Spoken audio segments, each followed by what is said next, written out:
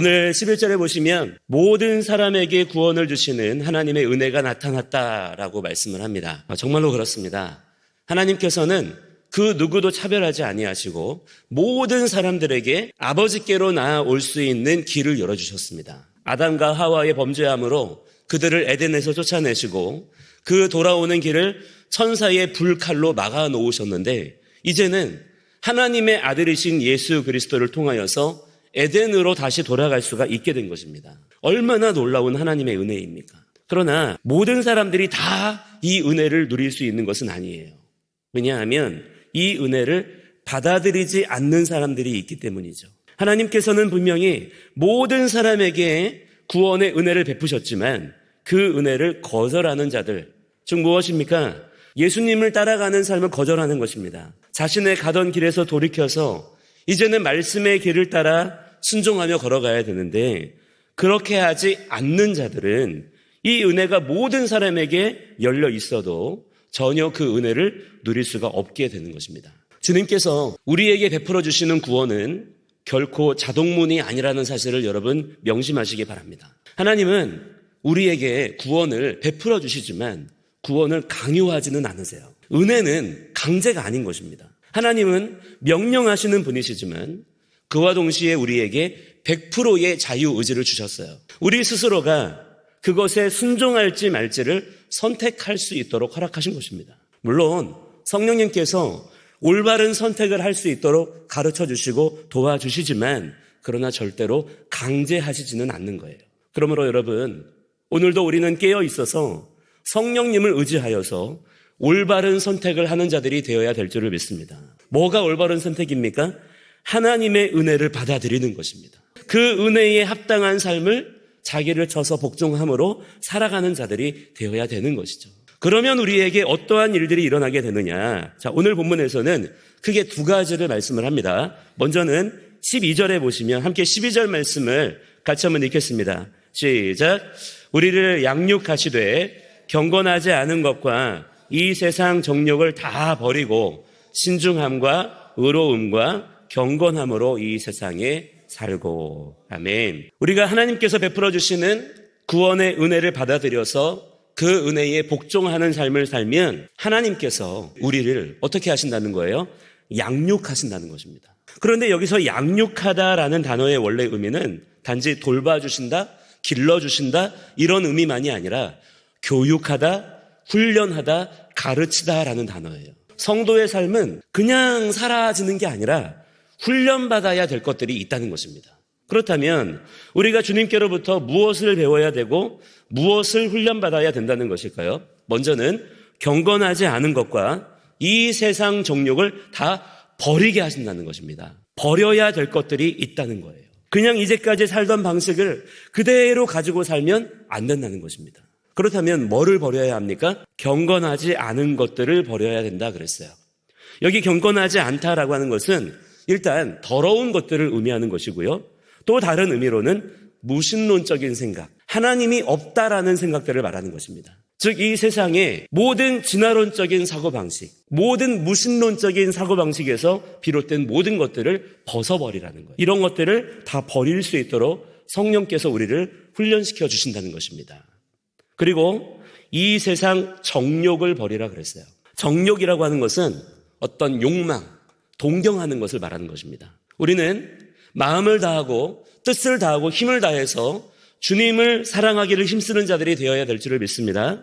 또한 하나님 나라에 대한 소망을 가지고 살아야 되는 것인데 이러한 삶을 사는 것을 방해하는 모든 세상의 잘못된 사고방식에서 벗어날 수 있도록 우리를 가르쳐 주시고 훈련시켜 주신다는 거예요.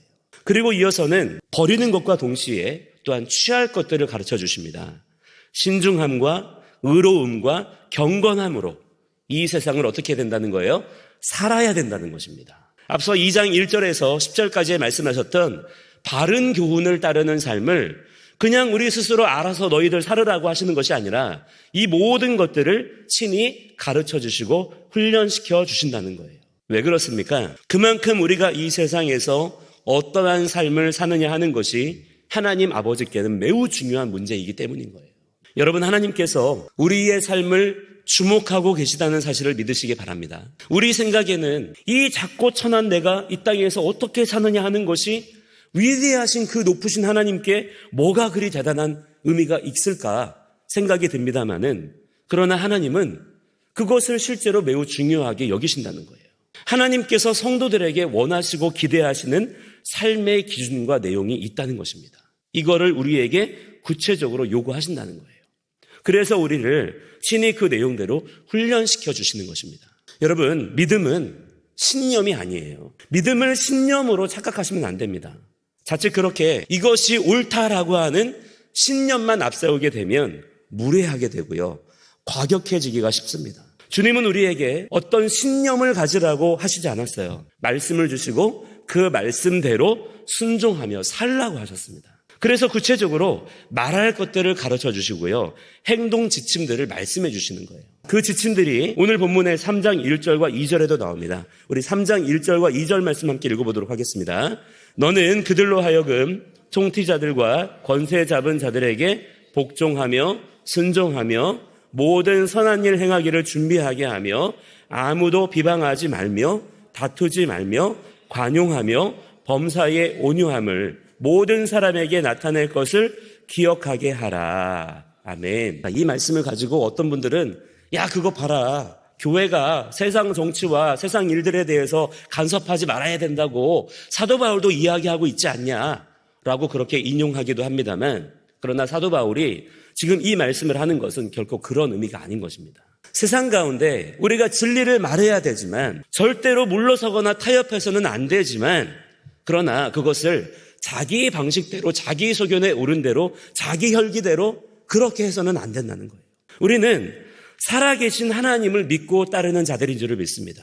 그렇다면 여유와 품위가 있어야 된다는 거예요. 세상의 페이스에 휘말려서는 안 된다는 것입니다. 하나님의 일을 한다고 하면서 우리 스스로 조급해지고 혈기를 부리는 방식으로 그렇게 해서는 안 된다는 거예요.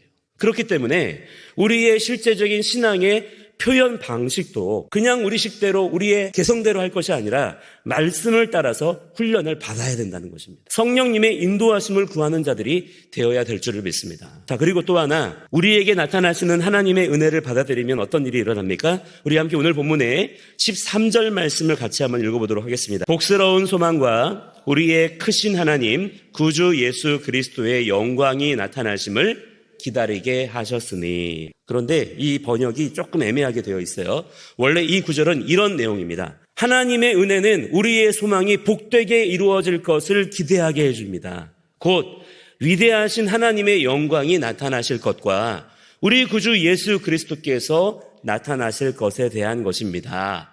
원래는 이런 문장으로 되어 있어요. 우리가 예수님을 구주로 영접하고 나서 우리에게 두 가지의 큰 소망이 있다는 것입니다. 첫째는 무엇이냐? 위대하신 하나님의 영광이 우리의 삶 가운데 나타나게 되는 것.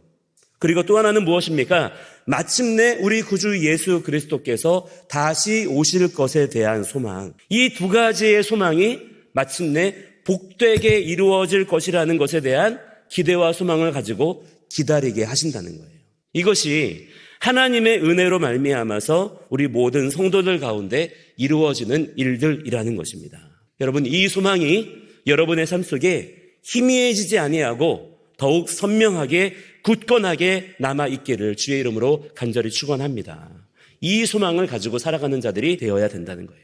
자, 이어서 14절에 보시면 우리 구주 예수님께서 우리에게 행하신 일이 무엇인지를 아주 간결한 문장으로 정확하게 말씀해 주시는 것을 볼 수가 있습니다. 함께 14절 말씀 같이 읽도록 하겠습니다. 그가 우리를 대신하여 자신을 주심은 모든 불법에서 우리를 속량하시고 우리를 깨끗하게 하사 선한 일을 열심히 하는 자기 백성이 되게 하려 하심이라. 이 말씀 또한 두 가지로 살펴볼 수가 있습니다. 첫째, 우리를 모든 불법, 여기서 불법이라고 하는 게 뭐냐면 하나님의 말씀을 위반하는 것을 말하는 거예요. 그냥 세상의 불법이 아니고 성경에 나타나는 법은 하나님의 말씀의 법밖에 없습니다. 그 말씀의 법을 지키지 않는 것이 불법이에요. 그 불법의 삶을 살았던 삶으로부터 우리를 건져내시고 돌이키게 하시고 깨끗하게 하셨다는 것입니다. 둘째는 그래서 이제는 어떻게 살아야 된다는 것입니까? 선한 일을 열심히 하는, 다시 말하면 하나님의 말씀대로 순종하며 살아가기를 힘쓰는 하나님의 백성이 되게 하시기 위함이라는 거예요. 이것을 위해서 예수님이 죽으셨다는 것입니다. 즉 여러분, 예수님께서 우리를 위하여 죽으신 이유가 무엇이라는 것입니까? 죽을 날만 기다리면서 죽은 뒤엔 좋은 데 가겠지 이런 게 아니라 지금 우리에게 주어진 이 땅에서의 삶을 하나님 말씀대로 복음의 능력으로서 순종하며 살아야 된다는 거예요. 그것을 위해서 예수님이 죽으셨다는 것입니다. 15절에 보시면 이 모든 것을 담대하게 말해야 된다는 것을 디도에게 특별히 더욱 강조하고 있는 것을 볼 수가 있는 거예요. 지금 이 시대 가운데 우리 한국교회가 회복해야 되는 메시지가 바로 이것입니다. 성도들에게 더욱 삶에 대한 책임감을 갖게 해야 돼요. 우리가 이 세상에서 어떻게 사느냐 하는 것이 하나님 나라적으로 중요한 것입니다. 그냥 단순히 다른 사람들한테 폐 안 끼치고 모나지 않게 사는 것이 다가 아니라 더욱 적극적으로 하나님의 뜻을 우리의 삶 가운데 드러내면서 말씀대로 순종하기를 힘쓰는 삶을 살아야 되는 것입니다. 자, 그렇다면 대체 왜 우리가 그렇게 살아야 되는 것일까요? 오늘 본문의 3장 7절 말씀을 다시 읽어보도록 하겠습니다. 우리로 그의 은혜를 힘입어 의롭다 하심을 얻어 영생의 소망을 따라 상속자가 되게 하려 하심이라. 우리가 구원받은 것은 상속자가 되게 하려 하심이라는 거예요. 그렇다면 무엇을 상속받아야 되는 것일까요? 이 표현을 이해하려면 하나님께서 아담을 지으신 이유를 먼저 아셔야 됩니다. 하나님께서 아담을 지으신 이유가 무엇인가요? 하나님은 아담을 그냥 지으시지 않았어요. 분명한 목적 가운데 창조하셨습니다. 창세기 1장 26절에 이렇게 말씀합니다.